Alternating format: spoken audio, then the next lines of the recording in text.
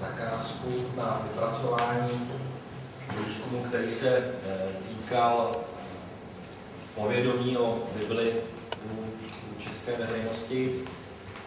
A já tady podotýkám, že skutečnost, že zadavatelem tohoto průzkumu byla společnost Biblion, nemá žádný vliv na výsledky, které se samozřejmě týkaly přímo vydání Bible překladu 21. století a jsou to skutečně neskreslená data. O té čtenosti a o tom v podstatě, že si český národ do určité míry uvědomuje hodnotu obsahu Bible, o tom svědčí výsledky, že i přesto, že čtenost Bible není příliš vysoká, respektive v našem průzkumu uvedlo, že Bible nečte 79% lidí, tak na otázku, a to je další, víte, o čem je Bible, uvedlo, že znám některé příběhy 70% lidí, ano, známí celkem dobře 20% lidí, to znamená 90% lidí zná tu Bibli. Ano, není to tím, že by ji četli, ale je to ve filmech, je to i v jiné literatuře, je to samozřejmě zrádí, to znamená obecné povědomí o Bibli, o těch příbězích je poměrně značné. Určitě nás překvapila poměrně velká znalost i přes nečtenost, i přes to, že více jak polovina lidí nevlastní Bibli. Je tam poměrně obrovská nebo velká většinová všeobecná znalost povědomí o Bibli. Protože samozřejmě znalost Bible, jak samozřejmě říkáte, nelze definovat, to bychom museli znát citace, museli byste říct žalm, číslo X, kdo s kým. Ale tady je právě zajímavá ta obecná znalost.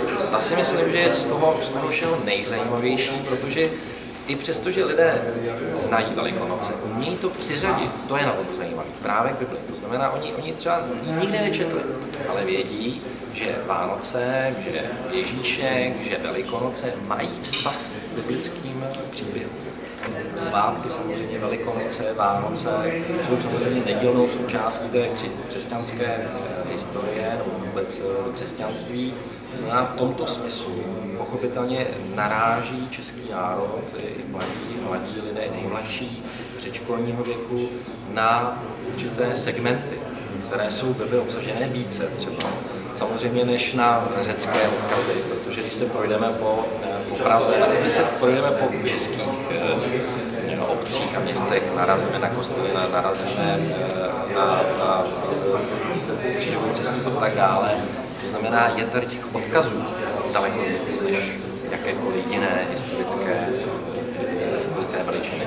A ta Bible promlouvá k většině lidí a dřív nebo později se stejně odkazům, příběhům každý člověk, bez ohledu na víru, bez ohledu na to, je ateista, není ateista, věřím, nevěřím, se k ní dostane. Myslím si, že pro Bibli nebo vůbec pro Bibli překladu 21. století i ty výsledky, které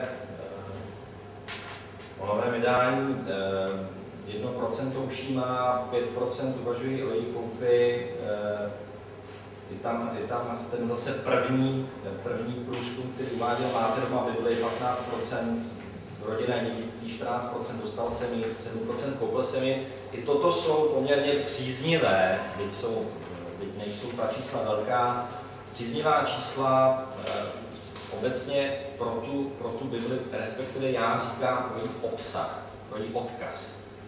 A zcela zjevně je to i kniha na úrovni České republiky, která o ní jakýmsi bestsellerem je, akorát já neustále říkám nikoli, nebo z valné většiny možná nikoli z důvodu náboženství, nikoli z důvodu křesťanství, ale možná o to líp, možná o to i ta čísla, která se uváděla o prodeji, možná i to svědčí, že nějakým způsobem ti, jsme to nazvali bezvěrci, mají jaksi v tom svém životě ze zkušeností hledají určité návody, hledají určité záchytné body, kudy kam, co má vlastně smysl a co nemá smysl.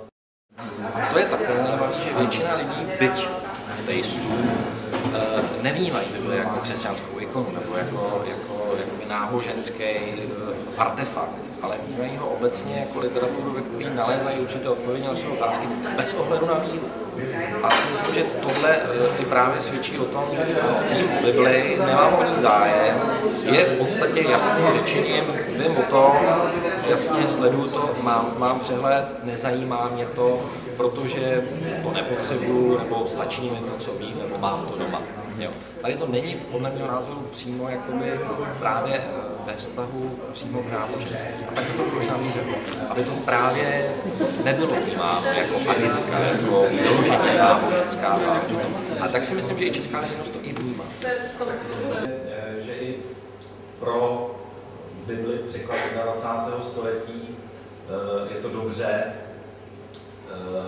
že ten zájem zrovna o tuto knihu je a musím říct, že je velice čtivá. Myslím si, že lidi, kteří se kouknou na vaše stránky a přečtou si, tak je to napsané velice zajímavým jazykem. A shrnuli to, celé to svědčí o tom, že nějakým způsobem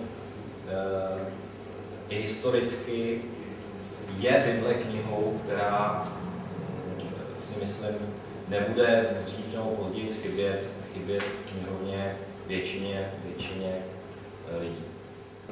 Kdy sice většina lidí uvádí, že je nevěřící, ale přesto se lidi bojí smrti, přesto právě lidi si myslí, což prokázal tento průzkum, že je Bible prospěšná, vědí o ní, čtou ji, nebo znají teda některé příběhy, to znamená ano, ta latentnost tady určitě je a my k tomu křesťanství vůbec k těm věcem máme samozřejmě blíž než jakémukoliv jinému náboženství, ale já si myslím, že to je hlavně, ta latentnost je o tom existencialismu.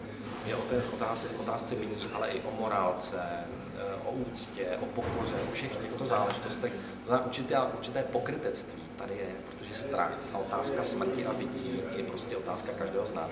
Takže ano, i lidé, kteří třeba uvedou, že jsou nevěřící, nechodí do kostela, nečtou Bibli, stejně ukřižují. Takže ano, prokázal tento způsob, tento průzkum, jako ostatně i naše předchozí průzkumy, prokázal určitou latentnost příklonu ke křesťanství poměrně významné části široké veřejnosti.